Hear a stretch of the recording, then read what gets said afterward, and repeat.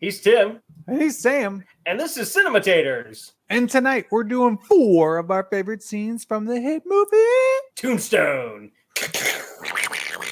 You tell him I'm coming.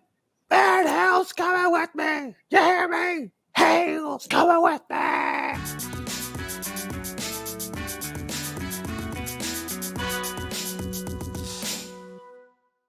So, in the screenwriting book from Blake Snyder, Save the Cat, one of the first things the whole point of why it's called Save the Cat is what you want to do in the beginning of your movie is take your hero and have them do something simply as save the cat. Something where you get the audience on board with him. They do something good, something nice, and then you're like something heroic, and then you can like, okay, I like this guy. I'm rooting for this guy. So, what's the first thing they do in this movie? When I was reading that book, I was like, oh my God, Tombstone. He does this or this. The guy starts whipping the horse. What does Wyatt do? Saves the horse. Saves the horse. And whips the guy. And cruelly whips the guy right in the face. Going about your business. Yeah. And just tells him like to go piss off. Right? Yeah. And what happens? All of us are like, yeah, clearly Wyatt's the good guy. And we're all on board. You just like, not only did you take the whip out of that guy's hand, you whipped the guy who was whipping the horse. He saved that really big cat. The Val Kilmer whistling on his way up to the fight here, that was an improv. Oh yeah. And his wink to Thomas Hayden Church's character. That was improv too. Was it really? Yeah. He just winks at him. And that seems like the catalyst of this. Yeah, it's like that. Yeah. And when he tells him, it's okay, I already disarmed them. They're like, okay, thanks. We're still going to go kill him. Yeah. It just shows to blur that line between the good and the bad. Well, also the dude who doesn't do anything, you know? Yeah.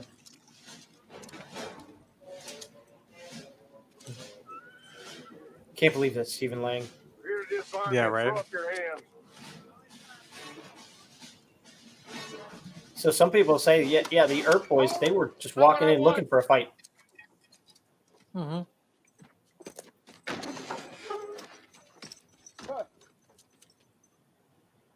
But I love how they shot this.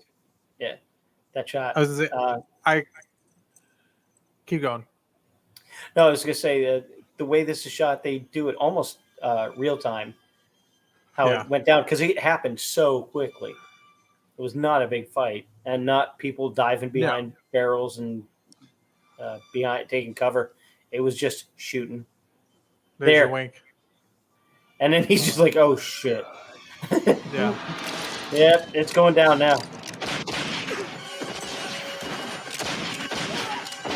I just like that Ike was like, "I didn't know we can leave." That's what I was trying to say before. What a great idea of shooting it the horse freaks up and then getting him. That's brilliant. No! Don't shoot! I got no gun! Please! Don't shoot me! I got no gun! Fight commence! Get the fight or get away!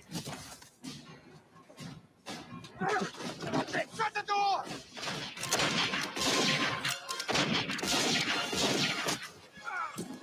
So, I read in all the gunfights Wyatt Earp has been in, he's never been even grazed by a bullet. So never been hit, never been grazed, nothing. Which you're like, that's crazy. Yeah, and they always describe him like, if you look at all the mayhem that's going on, people are ducking around and, not taking cover behind anything, but just ducking down. And Wyatt Earp doesn't even flinch. He just stands his ground and starts shooting. Yeah. And, Which I think people who have never shot a gun think it's very easy to hit something. It's very hard. I'm not gonna lie. I've gone to the shooting range. Yeah. And I've definitely been like, I'm pretty sure I'm done target, and you're like, ooh, that one wide left. Yeah, so it's just like you were saying earlier, how Wyatt Earp never got hit. didn't flinch, and even during the shootout of the OK Corral, no flinching, no diving for cover, nothing like that. Just never gets hit. You'd think it was fake. You would think that would be the fictional part, but apparently, from all tales, that's really what happened. How you like that? Yeah, It's just crazy. And that's what this legend of the West. yeah, You know. and Hey, what? No. What? no, What? What are he's you just doing? gonna walk right out there. Even he's kind of impressed. But Some boy. I think he was really thinking that he was going to take out Wyatt Earp here. Who, Powers Booth or actually really Curly Bill? Both. No. Son of a bitch. No.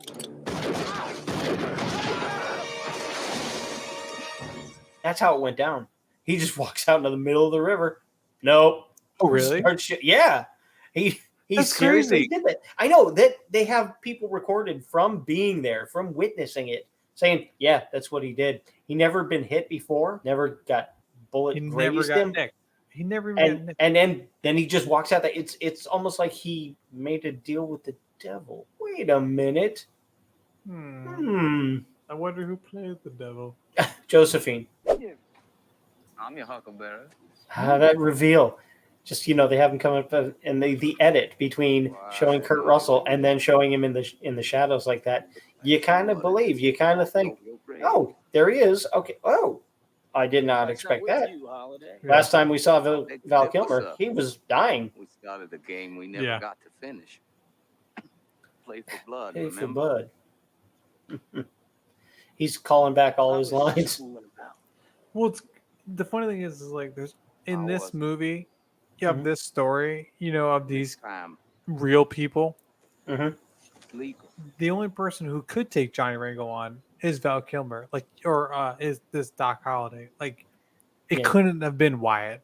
Not that Wyatt would lose, and you're like, oh, maybe Wyatt might win, but just for the story of it, it has to be Doc. It has to be his slightly darker version taken it out. Like the whole time you've been building this tension between these two characters. You have to have it be these two. It can't be Wyatt. It just cannot be Wyatt. Yeah, you have to pay off that earlier setup of them being opposite sides of the same coin. Exactly. The initial standoff that they had, along with everything else. Say when. How many times do you quote this to so many people? Say when. Say when. Say It's when. not when. It's when. When. And him just tapping the butt of his gun. And also, Just back also in it. Come on. Historically, they both did prefer the I forget what is nickel and the ivory handles. They both prefer the same kind of guns. He was just too high strung. All right, Sam, that was Tombstone. One of my favorite westerns / movies. So good, so iconic. It's one of those movies that when it comes on TV, you sit and you watch it. It's not only iconic, it's epic. It's such an interesting story, so well directed. It's very historically accurate, even right down to the colors of clothing that they wore. The costuming department was like, we looked up the actual colors that people wore. The shirt that they gave to Powers Booth was like exact for what he wore. It was very flamboyant, very flashy. It was just so good, so accurate, so well done, so well directed, so well acted. Amazing. It just hit on all levels, and it can be watched today and still not be like a dated movie. You know? It really holds up. One of the top westerns of all time. So the reason why I wanted to do this movie was because this was a movie that me and my dad really loved watching together. My dad got me into Westerns. He grew up in that kind of era. His favorite actor was John Wayne. But my dad, just before filming this, passed away. I wanted to do this movie in honor for him. He gave me a big, strong love for these movies and this genre of movie and storytelling. They're some of my favorite movies because of him. You know, I miss him. Obviously, it's still very fresh at the time of this filming. It's been a few. We took a while off. I mean, obviously, most people when they watch this on YouTube, it'll be, hopefully weekly. But for us filming, it's been a little bit of time actually since our last one that we did. I think you've been very excited that we were doing this. Miss you, Dad. Love you, Dad. And I'll see you again. So for Cinematators, he's Tim. And he's Sam. And don't forget to like, share, and subscribe. And please tell us what are some of your favorite scenes from Tombstone in the comments below. Let's keep that conversation going. And keep on dancing. Oh, and then we should do Doc and what? Right, Marty. Doc and Marty. Marty, tell him if I see a red sash, I'm shooting the man wearing it.